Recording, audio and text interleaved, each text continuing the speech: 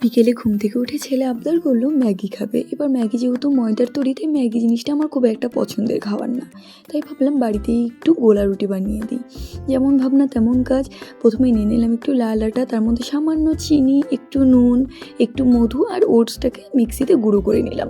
তারপরে একটা thick batter বানিয়ে তাওয়া গরম করে একটু হালকা সাদা তেল মাখিয়ে হাতার সাহায্যে ব্যাটারটাকে গোল গোল করে ঘুরিয়ে দিলাম। তারপর যেই মতন একটু ঘুরিয়ে খুন্তি দিয়ে ভালো করে নাড়াচাড়া করে নিলাম। একটু ওলট পালট করে তার মধ্যে দিয়ে দিলাম সামান্য পরিমাণে ঘি। এবার ঘি দেওয়াতে কি জিনিসটা একটু নরম হয়, সফট হয়, তার জন্য ঘি দেওয়া। তারপরে এই যে প্লেটে নামিয়ে বাবানকে দিতে চলে গেলাম। এবার সে তো অনেকক্ষণ ধরে ওয়েট করেছিল এটা খাবে বলে। তারপর তাকে যখন দিলাম সে তো ভীষণ খুশি। সে প্রথম বাইটটা নিয়ে হাসছে। তো আমি বললাম, বাবান কেমন লাগলো? সে আমাকে বলছে তেত্তি, মানে তার ভালো লেগেছে। আমারও ভালোই লেগেছে। তোমরা বাড়িতে একবার বানিয়ে ট্রাই করতে পারো। কেমন লাগলো জানিও ভিডিওটা। আর বাড়িতে বানিয়ে যদি